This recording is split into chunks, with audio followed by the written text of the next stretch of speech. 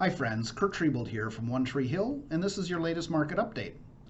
Needless to say, 2022 has been a challenging year so far for investors. The S&P 500 index had one of its worst Aprils in decades, and May isn't proving to be much better. Bonds, which have historically provided some ballast to balanced portfolios, have not fared very well, and rising interest rates have placed pressure on bond valuations, making the stock market volatility feel worse than usual. Markets don't like uncertainty, but it's getting a healthy dose of it this year. Unclear forecasts of inflation, tighter Federal Reserve policy, COVID-19 shutdowns in China further challenging global supply chains, and a European conflict with no end in sight is creating havoc with energy prices.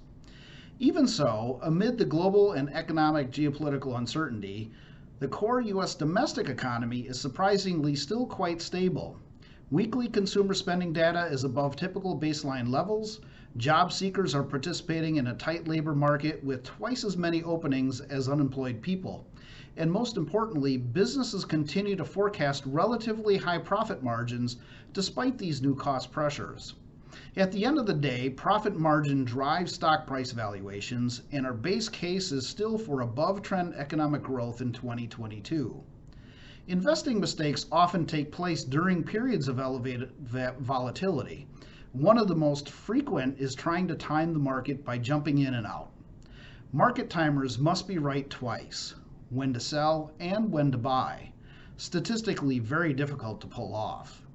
Markets can turn quickly, and missing even just one big up day can significantly reduce returns over time. Timing in the market, not timing the market, typically benefits long-term investors. No one has a crystal ball, but at lower valuations, history suggests the chances of above-average returns going forward may be rising.